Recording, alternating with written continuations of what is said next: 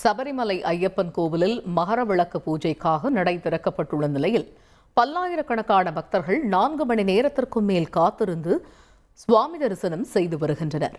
இதுகுறித்த கூடுதல் தகவல்களை செய்தியாளர் சிவசபாபதியிடம் கேட்கலாம். சிவசபாபதி, வணக்கம். 4 மணி நேரத்திற்கும் மேல் காத்திருந்து ஐயப்பனை பக்தர்கள் தரிசித்து வரக்கூடிய காட்சிகளை பார்க்க முடிகிறது. இன்றைய தினத்தை பொறுத்தவரையில் பக்தர்களுடைய எண்ணிக்கை எப்படி இருக்கிறது? அவர்கள் தரிசனத்திற்காக செய்யப்பட்டிருக்கக்கூடிய ஏற்பாடுகள் என்ன?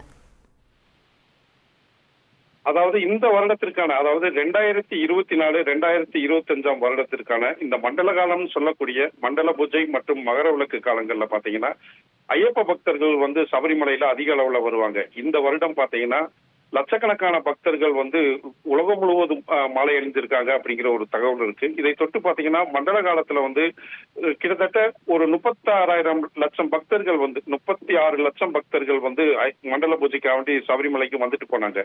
இதுக்கடுத்து இருக்கிற இந்த மகரஜோதி காலங்கள்ல பாத்தீங்கன்னா மிச்சம் இருக்கிற பக்தர்கள் எல்லாமே சபரிமலைக்கு தன்னுடைய விரத காலத்தை முடிக்கணும் அப்படின்னு சொல்லிட்டு நினைப்பாங்க. அதற்கான மகரஜோதிக்கான அந்த விரத காலம் தற்பொழுது தொடங்கி இருக்கு. நேற்று நடை திறக்கப்பட்ட இடத்திலிருந்து லட்சக்கணக்கான பக்தர்கள் ஐயப்பனை தரிசனம் செய்து இருக்காங்க. இன்னைக்கு மட்டும் பாத்தீங்கன்னா தற்பொழுது வரை 75,000 பக்தர்கள் சாமி தரிசனம் செஞ்சிருக்கிறதாக அங்கிருந்து தகவல் வருது. ஒரு நாளைக்கு 80,000 பக்தர்கள் அப்படின்னு சொல்லிட்டு நிர்ணயிக்கப்பட்டிருந்த நிலையிலும் தற்பொழுது 75,000 பக்தர்கள் இப்போ வரைக்குமே தரிசனம் செஞ்சிருக்காங்க. இனியும் நைட்டு இரவு 11 மணி வரை பக்தர்களுடைய தரிசன எண்ணிக்கை அதிகமாக கூடும் என்று எதிர்பார்க்கப்படுகிறது. ஒவ்வொரு நாளும் லட்சக்கணக்கான பக்தர்கள் ஐயப்பனை தரிசனம் செய்ததுனால 4 மணி முதல் 12 மணி நேரம் ஐயப்ப பக்தர்கள் காத்திருந்து ஐயப்பனை தரிசிக்க வேண்டிய சூழல் ஏற்பட்டது. இதனால பாத்தீங்கன்னா பம்பை, நிலக்கல் மற்றும் சரங்குத்தி, அதே மாதிரி பாத்தீங்கன்னா நடைப்பந்தல் போன்ற இடங்கள்ல ஐயப்ப பக்தர்களுடைய கூட்டம் அலைகடன திறந்திருக்கனே அப்படின்னு சொல்லலாம்.